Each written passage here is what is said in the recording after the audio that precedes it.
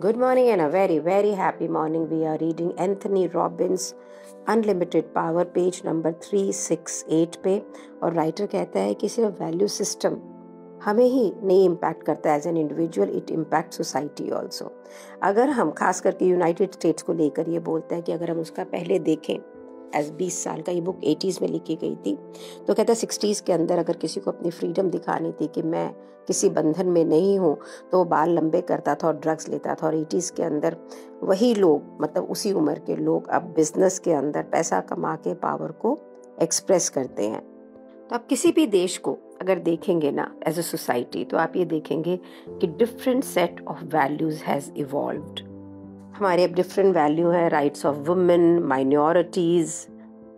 तो ये एक बहुत बड़ा लेसन है हमारे लिए सीखने के लिए कि समय के साथ चीज़ें एवॉल्व होती हैं, वैल्यू चेंज होती हैं, वैल्यू चेंज होती है, लोग चेंज होते हैं. और जो लोग चेंज नहीं होते हैं वो सफोकेटेड हो जाते हैं, ब्रीथ नहीं कर पाते हैं. तो ये इम्पॉर्टेंट है कि आप सचेत रहें कि क्या मूवमेंट है, क्या बदल रहा है, और उसके साथ में बदलें.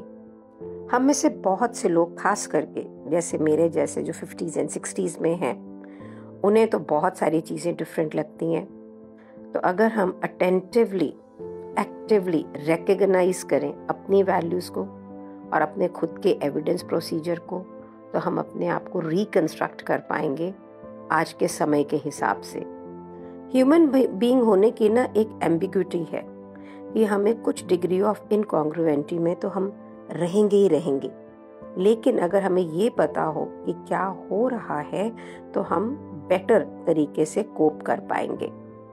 लेकिन अगर हम ये ही नहीं जान पाएंगे कि भाई ये एकलयता है क्या, तो हम उसे समझ ही नहीं पाएंगे, तो काम नहीं कर पाएंगे ना उसके प्रति. तो हम इनएप्रोप्रिएट एक्शंस लेंगे और फिर उसे मैनेज करने के लिए स्मोकिंग, ड्रिंकिंग, फ्रस्ट्रेशन, डिप्रेशन, ये सब आपकी ज़िंदगी का हिस्सा बनता है.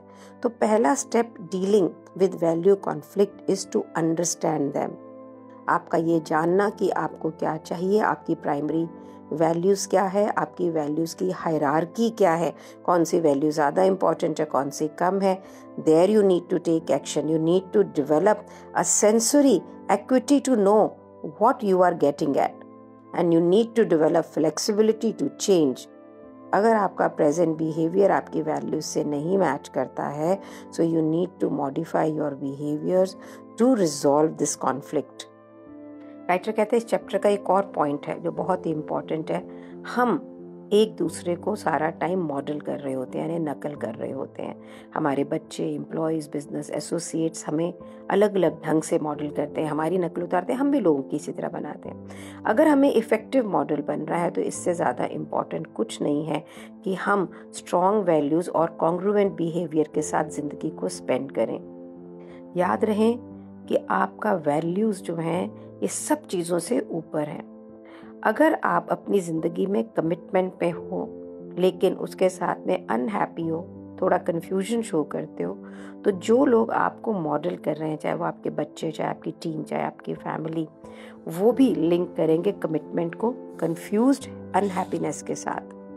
और अगर आप कमिटमेंट को लाइफ में एक्साइटमेंट और जॉय के साथ रखते हो, तो आप एक कॉन्ग्रुएंट मॉडल शो करते हैं जहाँ पे आपकी कमिटमेंट प्रसन्नता के साथ है. फॉर एन एग्जाम्पल, अगर मैं कमिटेड हूँ towards my family that I will give them best food no matter whether the cook has it और नॉट, लेकिन मैं उसको बना रही हूँ, थक रही हूँ और रो रही हूँ, साथ में बना भी रही हूँ, तो मेरी वो कमिटमेंट उदासी के साथ है. और मैं हैप्पीली कर रही हूँ, तो मेरी वो कमिटमेंट जॉय के साथ है.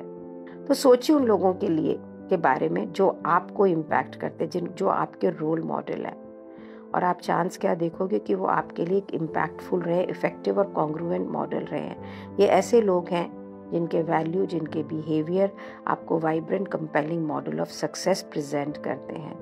मोस्ट इम्पॉर्टेंट मोटिवेटिंग जो फोर्सेस हिस्ट्री के अंदर होते हैं वो रिलीजियस बुक है like Bible, which is nothing only about values. हमारे हिंदी जो रिलीजियस बुक्स में, they are also nothing but only about values. किसी भी व्यक्ति की वैल्यू सिस्टम को आप कैसे पता कर सकते हैं कि ये जानना it's a matter of finding, उसको पता करें। क्वेश्चंस दिए गए थे पहले भी, what is important to them. जब हम उनके बारे में इतना पता करते हैं ना इफेक्टिवली, उन्हीं के बारे में नहीं पता लगता, हमें अपने बारे में भी पता लगता है। तो अब नेक्स्ट चैप्टर के अंदर, जो कि 19th चैप्टर है, हम ये देखने जा रहे हैं कि कौन सी 5 चीज़ें हैं जो हर सक्सेसफुल पीपल को कन्फ्रंट करनी पड़ती है, डील करनी पड़ती है, in order to use and apply in all what we have talked in this group. जो भी अभी हमने सीखा है वो उसमें से 5 चीज़ें किस प्रकार की होती हैं। तो ये जो 5 keys to wealth and happiness है, on chapter number 19 page number 371, और बेंजामिन डिज़राइली का एक लाइन दी गई है, man is not a creature of circumstances, circumstances are the creature of man. समय यानी एनवायरनमेंट आदमी को नहीं बनाता है, आदमी एनवायरनमेंट को बनाता है। How powerful. यहाँ तक अगर आपने बुक सुनी है तो आपके पास में अब पूरे रिसोर्सेज हैं जहाँ पे आप अपनी ज़िंदगी को बदल सकते हैं। आपके पास एबिलिटी है अब कि आप अपने इंटरनल रिप्रेजेंटेशंस वो आकार दें और ऐसी अवस्थाएं अपने लिए क्रिएट करें जो लीड करती हैं सक्सेस और पावर पे। क्षमता यानी एबिलिटी होना का मतलब ये नहीं कि आप उसको यूज़ कर रहे हैं। टाइम टू टाइम ये एक्सपीरियंस देखा गया है जो लोगों को अनरिसोर्सफुल स्टेज के अंदर लेके आता है। जैसे हर सड़क पे एक मोड़ है, जैसे रिवर्स में रैपिड्स हैं, इसी प्रकार से समय लाइफ के अंदर हर समय में कुछ ना कुछ हमारी ज़िंदगी में भी चलता है। ये ऐसे एक्सपीरियंसेस हैं जो हमें कंसिस्टेंटली प्रिवेंट करते हैं तो being all they can be, right, जो जैसा कि हम होना चाहते हैं। तो इस चैप्टर के अंदर राइटर कहता है मैं आपको एक मैप दिखाना चाहता हूँ ताकि ज़िंदगी की कोई भी मुश्किलें हो तो आप उसे कैसे ओवरकम कर सकते हैं। इसे मैं कहता हूँ कि ये 5 कीज़ हैं टू वेल्थ एंड हैप्पीनेस, और अगर आप अपनी एबिलिटीज़ को, क्षमताओं को इसके लिए यूज़ करेंगे तो आपको सब प्रकार की वेल्थ एंड हैप्पीनेस मिलेगी। तो आपको इन कीज़ को समझना है। रादर पेज नंबर 371 पे बुक कहती है कि हर सक्सेसफुल व्यक्ति ने इसको समझा है, चाहे जल्दी या लेट। अगर आप कंसिस्टेंटली इसको हैंडल कर लेंगे तो आपकी ज़िंदगी इनडोमिनेटेबल सक्सेस रहेगी। राइटर एक अपनी ज़िंदगी की याद को बताता है कि मैं बॉस्टन में था सेमिनार के लिए, और एक दिन रात को मैं वहाँ पे कॉपली स्क्वायर के अंदर बिल्डिंग्स को देख रहा था, कुछ बहुत नई, कोई बहुत पुरानी, और मैंने एक आदमी को देखा जो कि मेरी तरफ आ रहा था वॉबलिंग बैक एंड फोर्थ। उसमें से अल्कोहल की स्मेल आ रही थी और ऐसे लग रहा था जैसे वो सड़क पे सो रहा है, उसने महीनों से शेव ना की हो। तो मैंने ये फिगर आउट किया कि ये मुझसे पैसे मांगेगा, और उसने मुझसे पैसे मांगे। जब उसने पैसे मांगे कि मुझे 1 क्वार्टर दे दो आप, तो उसने पूछा कि क्या तुम्हें सिर्फ 1 क्वार्टर ही चाहिए। राइटर ने अपने आप से पूछा कि वो ऐसे बिहेवियर को रिवॉर्ड करे, और फिर ये डिसाइड किया कि वो देगा क्योंकि 1 क्वार्टर उसकी ज़िंदगी में कोई फ़र्क नहीं कर रहा था। पर लेकिन उसने सोचा कि मैं इसको कुछ सिखाऊं, और उसने पैसे निकाल के और उसे देते हुए बोला, life will pay any price you ask for it. कि ज़िंदगी में जो आप मांगते हो वही कीमत आपको मिलती है। वो व्यक्ति बिल्कुल स्टंट था और फिर वो वहाँ से चला गया। राइटर ने उसे जाते हुए देखा और ये सोचा कि क्या फ़र्क है जो लोग सफल होते हैं और जो लोग फेल होते हैं। क्या फ़र्क है इस व्यक्ति में और मेरे में। क्यों मेरी ज़िंदगी इतनी जॉयफुल है और मैं वो कर सकता हूँ जो मैं चाहता हूँ, जहाँ चाहता हूँ, जैसे चाहता हूँ, किसी के साथ चाहता हूँ। और वो 60s में होगा, सड़क पे है, भीख मांग रहा है। तो क्या भगवान ने आके ये बोला कि रॉबिन तुम अच्छे हो, तुम अपनी ज़िंदगी में सब कुछ पाओ? क्या मुझे सुपीरियर रिसोर्सेज ऑफ एडवांटेज थे? नहीं, ऐसा नहीं था। तो डिफरेंस जो था, राइटर कहता है, वो उसमें था जो आंसर मैंने उसको दिया कि ज़िंदगी आपको वही पे करती है जो आप मांगते हैं। आप क्वार्टर मांगते हैं, आपको क्वार्टर मिलता है। आप जॉय और सक्सेस मांगोगे, आपको वो मिलेगा।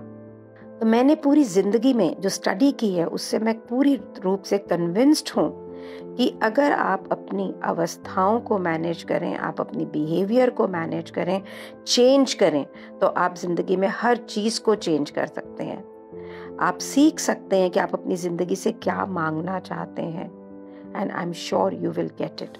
Over the following months, writer कहता है कि मैं बहुत सारे स्ट्रीट लोगों से मिला, स्ट्रीट में जो लोग रहते थे, उनको अपनी ज़िंदगी के बारे में पूछा और कि वो वहाँ पर कैसे पहुँच जाए। तो मैंने ये देखा कि हम सबके पास में सिमिलर चैलेंज है जो बिल्कुल कॉमन है। फ़र्क ये है कि हम उसे मैनेज कैसे करते हैं, हैंडल कैसे करते हैं। ग्रीक प्रोवर्ब है यहाँ पे, whatever kind of words thou speaks the like shall thou hear. जैसे शब्द आप बोलोगे वैसे ही शब्दों को आप सुनोगे। पेज नंबर 373 पे राइटर कहता है, चलो अब मैं आपको वो 5 चीज़ें बनाता हूँ जो कि मैं अपनी ज़िंदगी में रोड साइंस की तरह यूज़ करता हूँ टुवर्ड सक्सेस। ये कोई बहुत प्रोफाउंड नहीं है, ये बहुत ही क्रूशल है। अगर आपने इनको मास्टर कर लिया तो आपके लिए कोई लिमिट्स नहीं है, और अगर आप इसको यूज़ नहीं करते हैं तो आपने ऑलरेडी अपने हायर रूट के लिए पे लिमिट्स लगा दी है। Affirmation and positive thinking are the start but they are not the only full answer. Affirmation बिना किसी डिसिप्लिन के एक डिल्यूजन क्रिएट करती कि मैं एफर्मेशन कर रहा हूँ तो शायद हो जाएगा, लेकिन एफर्मेशन डिसिप्लिन के साथ में मिरेकल क्रिएट करती है। तो first key to the creation of wealth and happiness है, यू मस्ट लर्न कि आपको अपनी फ्रस्ट्रेशंस को हैंडल कैसे करना है। आप जो बनना चाहते हैं वो आप बन सकते हैं, जो आप करना चाहते हैं वो आप कर सकते हैं, जो आप सुनना चाहते हैं वो सुनेंगे, जो देखना चाहते हैं वो देखेंगे, लेकिन आपको अपनी फ्रस्ट्रेशन को हैंडल करना है। फ्रस्ट्रेशन हर प्रकार के सपने को ख़त्म कर देती है और ये हमेशा होता है। फ्रस्ट्रेशन एक पॉजिटिव एटीट्यूड को नेगेटिव में क्रिएट कर देती है, एम्पावरिंग स्टेट को क्रिपलिंग स्टेट में कर देती है।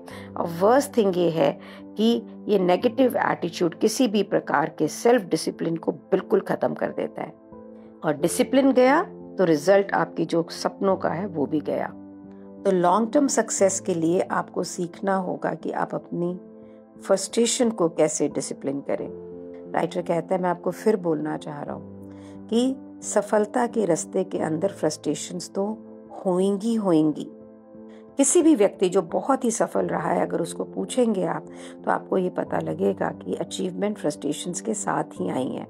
2 तरह के लोग हैं जिन्होंने अपनी फ्रस्ट्रेशन को हैंडल किया, और ऐसे लोग भी हैं जिन्होंने बाद में सोचा कि अरे अगर हम इसे हैंडल कर लेते तो कैसा रहता। यहाँ पे एक एग्जाम्पल दे रहा है कंपनी की फेडरल एक्सप्रेस। फ्रेड स्मिथ जिसने इस कंपनी को स्टार्ट किया, अब उसने एक $multi-million बिजनेस को क्रिएट किया और उसमें कितनी फ्रस्ट्रेशन थी। जब उसने शुरू किया उसने जितना कुछ अपने पास था सारा उसमें इन्वेस्ट कर दिया, और उसने ये सोचा कि वो 150 पैकेजेस को डिलीवर करेगा। इंस्टेड उसने कितने करे, सिर्फ 16, और उस 16 में से भी 5 उसके खुद के एम्प्लॉयज़ के घर पे गए। कई बार पैसे नहीं होते थे तो जो एम्प्लॉयज़ होते थे वो अपने जो चेक होते थे कन्वीनियंस स्टोर में जाके उसके बदले में सामान ले लेते थे, क्योंकि बैंक में चेक के अगेंस्ट पैसा ही नहीं होता था। मैनी टाइम्स उसके जो एरोप्लेन थे जिसमें सामान जा रहा था वो रिपोजेशन के लिए प्रोसेस में डाल दिए जाते थे, क्योंकि वो उनको बहुत सेल करनी पड़ती थी ताकि वो ऑपरेट कर सकें। आज वही $1 बिलियन इंडस्ट्री है, और ये इसलिए है क्योंकि फ्रेड स्मिथ ने अपनी फ्रस्ट्रेशंस को हैंडल किया। जो लोग अपनी फ्रस्ट्रेशंस को मैनेज कर लेते हैं they really get paid well. अगर आपके पास किसी भी प्रकार की पैसे की कमी है तो शायद आपने अपनी फ्रस्ट्रेशंस को ठीक से मैनेज नहीं किया है। अब आप कहेंगे क्योंकि मेरे पास पैसे नहीं है इसलिए मैं फ्रस्ट्रेटेड हूँ, तो आपको बैकवर्ड देखें। अगर आपने अपनी फ्रस्ट्रेशंस को मैनेज किया होता तो आज शायद आप पैसे वाले होते। तो मेजर डिफरेंस जो लोगों के बीच में है जो फाइनेंशियली सिक्योर हैं उनका यही है कि उन्हें फ्रस्ट्रेशंस को हैंडल करना आता है। राइटर कहता है कि मैं ऐसा नहीं हूँ कि मैं ये ना बोलूँ कि पॉवर्टी के साथ में फ्रस्ट्रेशन नहीं आती है। मैं ये कह रहा हूँ गरीब नहीं होने के लिए आपको फ्रस्ट्रेशन को मैनेज करना पड़ेगा जब तक आप सक्सेसफुल नहीं होते। आप ये कहेंगे लोगों के पास पैसा है तो उनके पास प्रॉब्लम नहीं होती है। They have more problems than anybody else, but then they know how to deal with them, how to come with new strategies, new alternatives. याद रखें, अमीर होना सिर्फ पैसा होने से नहीं होता। एक superb relationship provides problems to challenges, means problems को दूर करता है वो, अगर आपके relationship बहुत अच्छे होते हैं। तो अगर आपको problem नहीं चाहिए, सॉरी मैं थोड़ा गलत पड़ गई यहाँ पर, व्हाट ही मीन्स टू से कि अगर आपको रिलेशनशिप को सुपर्ब रखना है ना, तो भी वहाँ पे चैलेंजेस हैं। तो अगर आपको प्रॉब्लम्स, आप कहते हो नहीं जी मुझे तो करना ही नहीं है, नहीं मैं तो ये चैलेंज नहीं मैनेज करूँगा, तो आपका किसी से प्यार वाला रिलेशनशिप नहीं हो सकता है, क्योंकि उसको भी तो आप मैनेज करोगे ना। तो अभी आज इतना करते हैं और आप ये देखिए पहले कि कहाँ कहाँ पर ऐसा हुआ है ज़िंदगी के अंदर कि आपने फ्रस्ट्रेशन को मैनेज नहीं किया, और वो रिज़ल्ट आज के दिन क्या है। मेरी ज़िंदगी में तो बहुत सारे इंसिडेंट्स हैं, if I look back many so I am also going to look at it. अब जो हो चुका है पहले वो तो हो चुका है, लेकिन आगे ना हो। Thank you so much for being in my life. Thank you so much.